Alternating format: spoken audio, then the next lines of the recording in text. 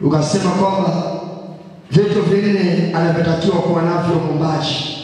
Tukasema kitu cha kwanza mwombaji atakiwa aombe. Ndio tukasema mstari wa Zekaria mlango wa 12 mstari wa 10. Na kitu cha pili mwombaji atakiwa awe na neno. Sio mwombaji atakiwa neno la Mungu likae. Kile ambacho anachokiombea basi awe na neno la kusimamia, kwa sababu Mungu analiangalia neno lake ili apate kulitimiza.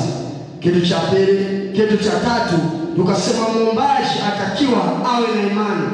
Kile anachokiamini kwamba Mungu amefanya. Haleluya kanisa. Tukasoma katika Injili ya Marko mlango wa 11 na ule mstari wa 24 ambao anasema kwa sababu yote mkisali na kuomba, aminini ya kwamba mnayapokea naye atakuwa kwenu. Kwa hiyo unapoomba mtumishi wa Mungu, unapomaliza unaposema amen, amini imekuwa kwako na ndivyo itavyokuwa. Bwana Yesu asifiwe sana. Na jambo la 4 tukasema sadaka. Mwombaji anatakiwa awe mtoaji wa sadaka. Tukasoma ile kitabu cha Matendo ya Mitume mlango wa 10 kuanzia mstari wa 1 mpaka 4. Tukaona habari za mtu mmoja anaitwa Kornelio ambaye alikuwa mchaji wa Mungu. Alikuwa kila anafanya maombi anachia sadaka yake mbele za Mungu. Na mwisho wa siku Mungu akamtuma malaika akamwambia Kornelio, sala zako na sadaka zako zimefika mbinguni kufanyika kwa ukumbusho. Ndipo nikamwambia, unapoomba hakikisha unasindikiza na sadaka, kwa sababu wakati mwingine kwamba Mungu anaweza, kwa sababu Mungu anatazama watu wengi sana, lakini sadaka inapokuwa kwenye madhabahu ya mbinguni inapiga kelele pale, inamaanisha Mungu aweze kukujibu kutokana na ile ombi ambalo unaomba. Bwana Yesu asifiwe. Nikasema kwenye Zaburi ya 50 na mstari wa 5, Mungu anasema nikusanyeni wacha Mungu wangu niofanye nao agano kwa njia ya sadaka. Kwa hiyo tunaona kuna umuhimu wa utoaji sadaka. Kwa hiyo maombi na sadaka yanaendana. Nikawapa mfano mdogo, nikasema kuna mtu mmoja alikuwa ni mchawi mkubwa sana, na alitoa shida yake baada ya kuokoka. Akasema sisi kitu ambacho tutoshindana au tutoshinda walokole kitu kimoja, katika eneo la utoaji tu. Katika eneo la utoaji wanaomba, lakini kwenye eneo la kutoa kidogo kuna shida, lakini sisi tunatoa sana sadaka. Bwana Yesu asifiwe sana. Kwa hiyo hii elimu ni lazima ipite. Kumbe tunajua kuna mahali ambapo adui anatukamata, kwa sababu wanawaambia watu kwamba hata mtu anapokwenda kwa mganga, kitu cha kwanza anampeleka sadaka pembeni. Mimi mwenyewe napolewa na pembeni kabla kupata neema ya wokovu nimeshapita huko. Kwa hiyo vitu vingi nabijua pia. Kwa hiyo ninajua umuhimu wa sadaka. Kuna siku moja nilienda misioni ya Morogoro. Tumefika tukawa tunashuhudia nyumba kwa nyumba. Tukafika nyumba mganga. Mganga alikuwa mwanamke. Tukamshuhudia habari za wokovu. Kuna tunguli zimetundikwa, tumeingia ndani. Tunamshuhudia akaokoka. Kuokoka tukamwambia twende kanisani. Yule mganga akaacha vitu vyake vyote, akainuka. Tunaenda naye kanisani, tunafika hatua 2-3 akarudi. Akasema jamani niacheni kidogo. Tukamwambia nini? Nimesahau sadaka. Sisi tunataka kitu. Kana nimesahau nini? Sadaka. Hii inaongea mbele ya sababu ya Bwana. Ni kitu cha kweli kabisa. Pale ndani yangu akili kidogo ikakaa sawa. Sema hawa katika ulimwengu wa roho msakiza wanakumbuka sana sadaka. Ina maana sadaka ina umuhimu katika ulimwengu wa roho zaidi ya mimi ninafikiria au wewe unafikiria. Bwana Yesu asifiwe sana. Haleluya. Basi leo tukaangalia na habari Ezekia alipokuwa anaumwa. Sitopita sana, napita kidogo tu hapa. Ezekia aliumwa sana. Mungu akamtuma Isaya kutoa taarifa kwamba mwambie Ezekia atakufa, atapona, atengeneze mambo yake na nyumba yake. Lakini tunaona Ezekia aligeukia Bwana. Nataka nikwambie kitu kimoja. Ugonjwa ambao anaumwa Ezekia alikuwa anaumwa ugonjwa wa jipu. Haleluya. Alikuwa na ugonjwa nini? Wa jipu. Ukitaka kufuatilia habari hizi tutasoma baadaye katika kitabu cha Wafalme wa pili ule mlango wa 20 mstari wa 7. Ndipo tutagundua mfalme Ezekia alichokuwa anaumwa, kwamba alikuwa anaumwa ugonjwa wa nini? Wa jipu. Kwa hiyo tukapita katika haya maeneo. Baada ya kutoka hapo sasa tukaja katika habari za kina Paulo na Sila. Tukaona kwamba kumbe mtu unaweza kukaa gerezani, unaweza kukaa mahali popote, lakini mazingira hayawezi kukuzuia wewe kuomba, kwa maana unajua msaada wako pekee unapatikana kwa nani?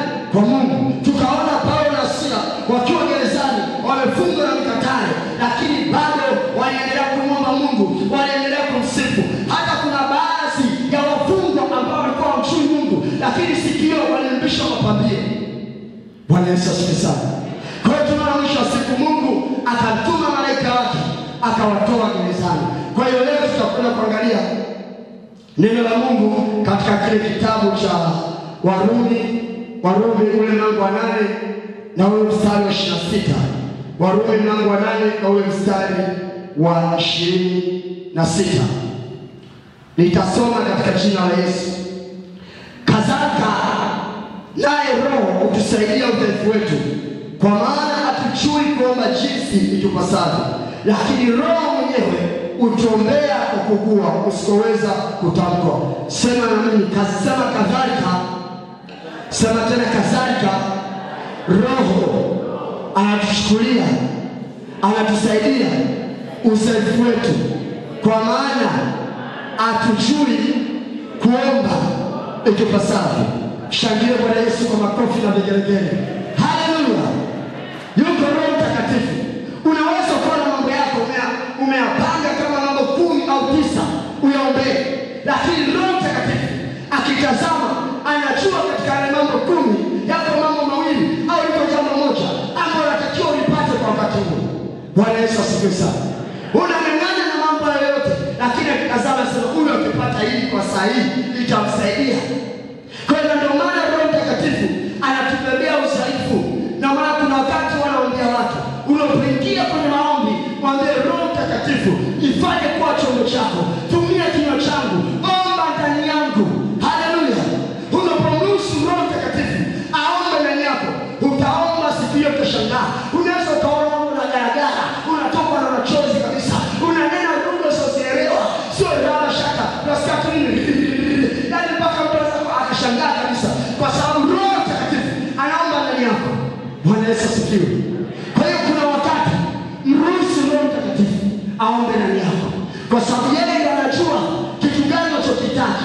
Roho Mtakatifu anatambua mawazo ya mwanadamu, hata kile kilichokuwa ndani ya mwanadamu kuliko hata sisi tunavyojitambua. Jina la Bwana libarikiwe. Jina la Bwana libarikiwe. Weka mkono wako kifuani.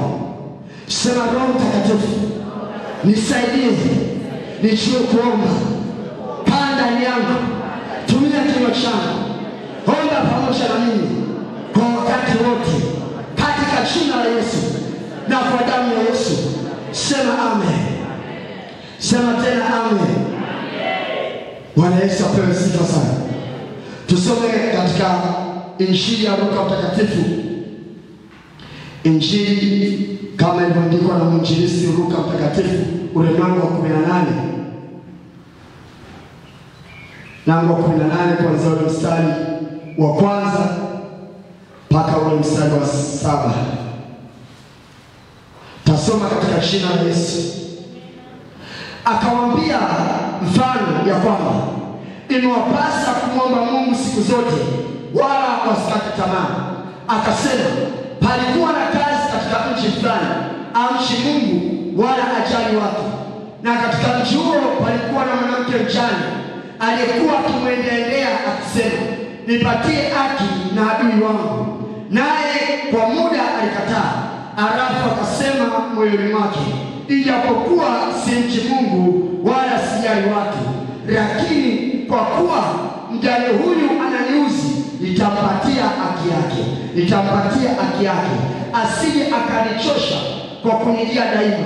Bwana akasema, sikilizeni asemavyo yule kazi zalimu. Na Mungu je, atawapatia haki wateule wake wanaomlilia mchana na usiku, naye ni mvumilivu kwao. Na waambieni atawapatia haki upesi. Lakini atapokuja Mwana wa Adamu, je, ataiona imani duniani?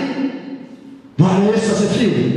Tunaona mfano huu Yesu alikuwa akitoa kwa wanafunzi wake, akitoa kwa makutano kuhusiana na habari ya kuomba. Anaambia ombeni msikate tamaa. Na aliwafundisha, alikuwa Jumapili nikamwambia Yesu alikuwa anafundisha kwa mfano ili watu wapate kuelewa. Kuna wakati wanafunzi wake walimuuliza, mwalimu, kwa nini unafundisha kwa mfano? Akasema, nyinyi mmeweza kuzijua siri za ufalme wa mbinguni, lakini hawa hawazijui, na ndio maana pia anafundisha kwa mfano. Basi tunakwenda kuangalia kwa nini Yesu alisema hivi. Kwa nini Yesu alifananisha na kazi za elimu? Kwa sababu gani? Kazi za elimu akasema, ingawa simchi Mungu, ingawa sijali watu, lakini kwa sababu mwanamke huyu mchana ananisumbua, ananifuata kila mara, yamkini kazi amelala na mke wake na familia yake, yule mwanamke anaenda anagonga, kila kidogo akifungua sikupi, mwanamke achoki, anakwenda tena anagonga. Akaona hapana, lazima nimpe haki yake ili niweze kukaa kwa amani. Bwana Yesu asifiwe sana. Bwana Yesu asifiwe sana. Kwa hiyo tunafundishwa hata kama umeomba Mungu hajajibu kwa wakati huu, lakini haitakiwi kukata tamaa. Ni marufuku kukata tamaa kwa mtumishi mtumishi wa Mungu, endelea kuomba. Kwa kadri unavyoomba ndivyo ambavyo Mungu anakupa kile unachokiomba. Kuna wakati Mungu anapima imani yako. Unapoomba kwa hapo hawezi kujua imani yako kama ni sahihi. Na ndio maana unaweza ukaomba. Kuna watu wanaomba hadi miaka miwili, mwaka tatu na rafiki kupokea. Lakini kuna mtu mwingine atapiga goti sahihi na muda huo anapata majibu yake. Mungu ni yule mmoja. Mungu ana upendeleo kabisa. Lakini Mungu anakusudi na wewe. Kuna kitu anaangalia ndani yako. Jina la Bwana libarikiwe. Jina la Bwana libarikiwe. Kwa hiyo watumishi wa Mungu, mwambie jirani yako, marufuku kukata tamaa kwenye maombi. Mwambie tena, marufuku kukata tamaa kwenye maombi. Huo ni mpango wa adui kabisa. Kuna wakati anaomba upewe, adui anakusikilizisha. Umeomba mara ngapi unanisumbua tu. Ni mpango wa adui kabisa. Na wakati mwingine anaweza kukuinulia watu wa upande wa kwako. Umeomba hapa kwa muda mrefu, hebu toka, twende kwa mtaalamu fulani kwa Tanga, twende kwa mtaalamu fulani kwa Sumbawanga. Tayari anatafuta imani yako. Na ndio maana katika Luka 18:8 wanasema, je, mwana wa Adamu atakapokuja duniani ataiona au ataikuta imani? Kwa hiyo kinachowindwa ni imani yako tu. Haleluya kanisa. Haleluya. Tuangalie katika kitabu cha waraka wa Mtume Paulo kwa Timotheo. Tuangalie kidogo hapo katika kitabu cha waraka wa Mtume Paulo kwa Timotheo. Na ule mlango wa 2 mstari wa 1 mpaka wa 2. Waraka wa Mtume Paulo kwa mtoto wake wa kiroho Timotheo. Mlango wa 1 na ule mstari wa 1 mpaka wa 2. Bwana Yesu asifiwe sana. Samahani, mlango wa 2. Mlango wa 2. Waraka wa Mtume Timotheo wa 1 mlango wa 2 mstari wa 1 mpaka 2. Tasoma katika jina la Yesu. Basi kabla ya mambo yote, nataka dua na sala na maombezi na shukrani zifanyike kwa ajili ya watu wote, kwa ajili ya wafalme na wote wenye mamlaka, tuishi maisha ya utulivu na amani katika utauwa wote na ustahivu. Bwana Yesu asifiwe. Tunaona Mtume Paulo anamwagiza Timotheo juu ya kuomba, kwamba maombi na sala zifanyike kwa watu wote. Pamoja tutaendelea kuombea viongozi. Lengo kubwa ni nini? Ndani ya nchi iweze kupatikana amani. Bwana Yesu asifiwe sana. Amani inaletwa na ule muumbaji. Unapoomba amani, na Mungu anasikiliza, anaachilia amani. Na ndio maana tunaomba tuombe, na pia kuna maombezi, na ndio maana tuleta mbele hapa tuombeane. Kwa hiyo kuna maombi ya binafsi, na pia kuna maombezi, na pia kuna shukrani. Bwana Yesu asifiwe. Kwa hiyo mtumishi wa Mungu, unaposogea madhabahuni kwa Bwana na kuomba, ni agizo sahihi kabisa la Mungu kwa kila mwanadamu. Ni lazima aombe. Pasipo kuomba hawezi kupokea. Na ndio maana kwenye Mathayo 7:7 wanasema, ombeni nanyi mtapewa, tafuteni nanyi mtaona, bisheni nanyi mtafunguliwa. Kwa hiyo yote asiyeomba hawezi kupokea kabisa. Mungu anatamani asikie sauti yako juu ya hitaji lako, kwa sababu tuna baba mmoja tu ambaye ni Mungu. Kama mtoto anapokuwa na uhitaji, yamkini labda kwa uhitaji kuhusiana na vitu vya shuleni, sawa, sasa kwenda kwa baba atamuomba.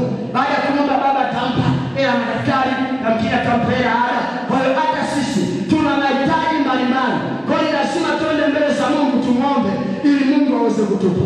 Bwana Yesu asifiwe sana. Haleluya kanisa.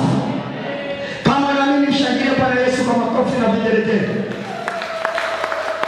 Nikasema juu ya kuomba amani. Mungu wetu anaitwa Jehova Shalom. Anaitwa Yehova nani? Shalom.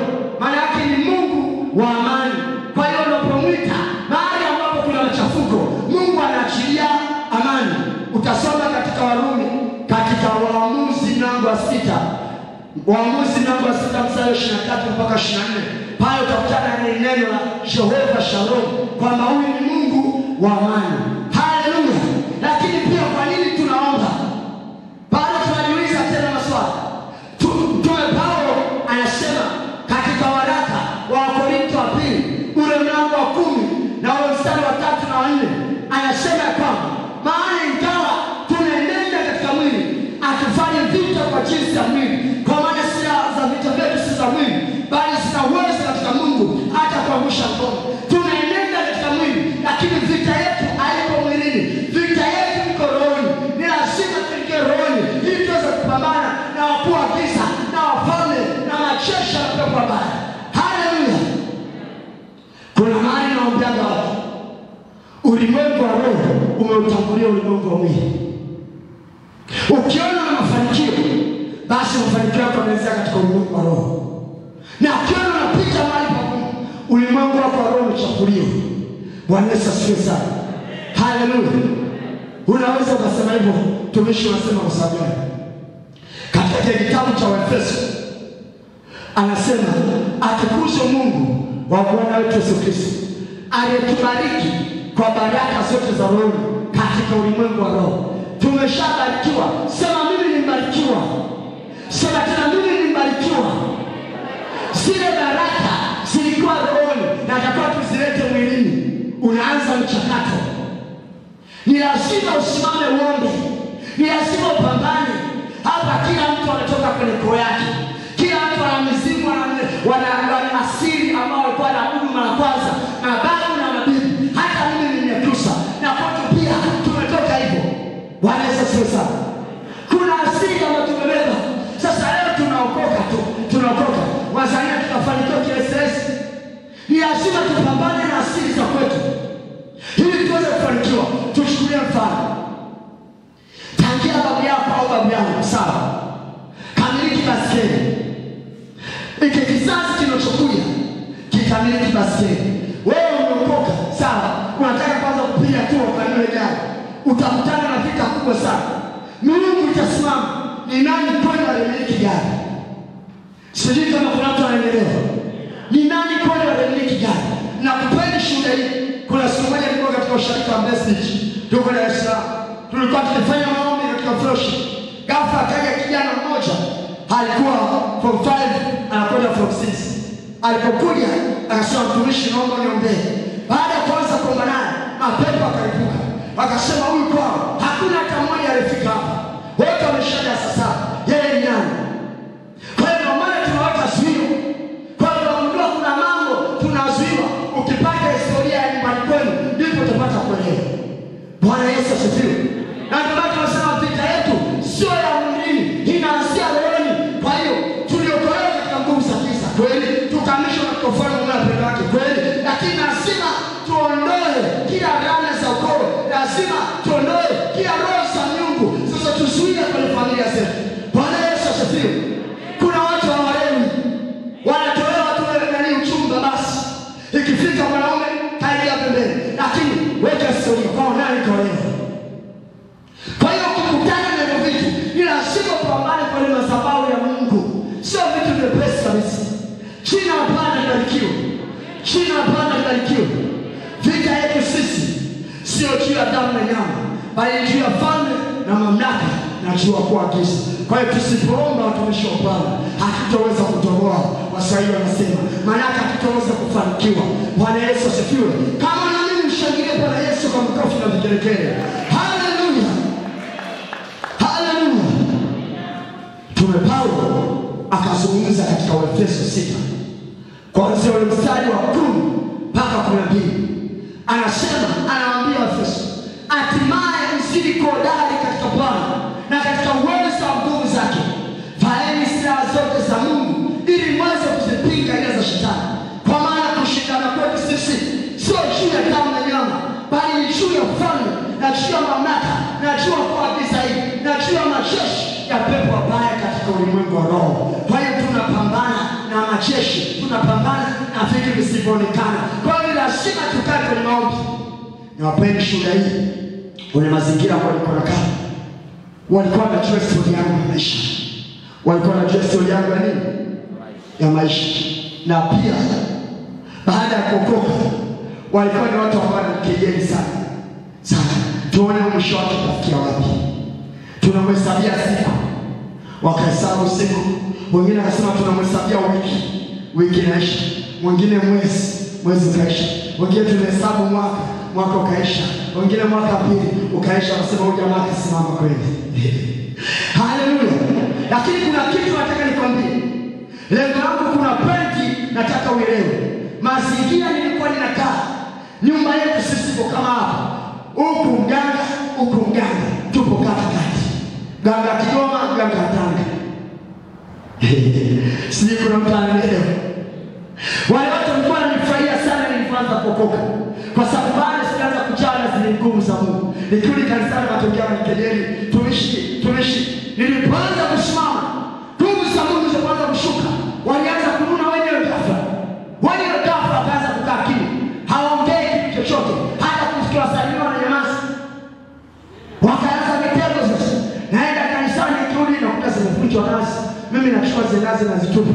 Wakati mwingine kama kwa sababu walikuwa na gorofa hivi, wakati mwingine kama hapo nachukua ile nazi naipasua na itafuna kidogo kwanza. Bwana Yesu asifiwe sana. Lakini usije kama unasimama vizuri na Mungu. Hizi shuhuda nazitoa, tunatazama na njia ya mtu jinsi ilivyo. Bwana Yesu asifiwe.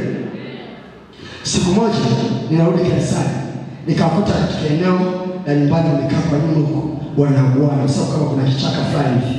Yule mganga amevaa ndani yake kariki, kavaa kitambaa chake chekundu, wameweka binti pale, wameweka vitu vyao matunguli.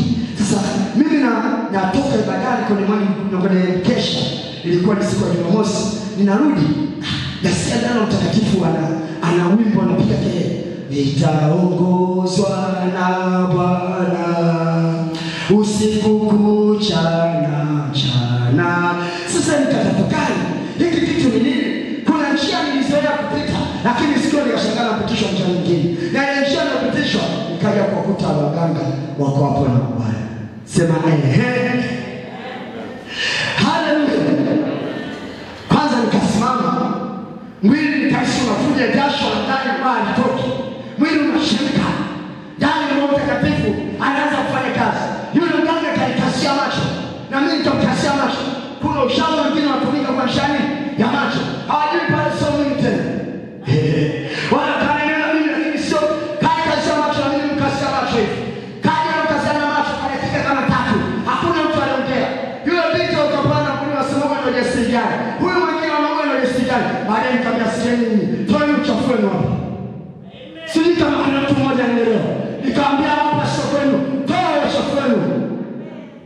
Hiyo mganga kaniangalia na mimi nikamwangalia. Nikaona tutatoa. Nikasema sio utatoa. Hivi ninavyoongea kabla sijaingia ndani hapa kusiwa na kitu. Wakaanza kuinua, wanainua vile vitu. Wanaanza kuvinua, wakaviweka pembeni. Bwana Yesu asifiwe sana. Sio jambo la kawaida. Kama una Mungu unakufa hapo hapo. Hata siku ulioni. Yule binti akashangaa mtu ana ujasiri kiasi gani. Lakini anatupa ujasiri ni yeye Yesu Kristo. Kwa sababu ndani yake tunaishi, ndani yake tunakwenda, ndani yake tunarudi. Kama unaamini sema haleluya. Haleluya. Ndio tunataka kusimama. Simama kweli.